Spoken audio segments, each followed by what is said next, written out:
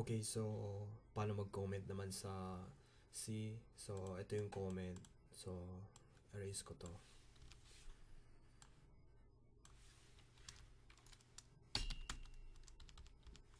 Ito ibig sabihin ng slash na to, comments. This is comments. So multi-line comments naman. Ito yun.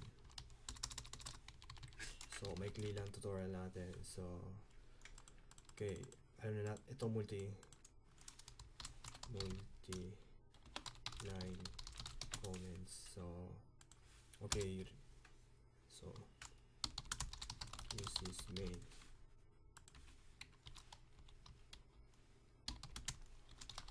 Print hello world. So ayan, alam na natin mag-comment. So dalawang slash, pati ito slash, asterisk slash. So ayun yun yung paano mag-comment sa C. So okay, doon na tayo sa data types natin.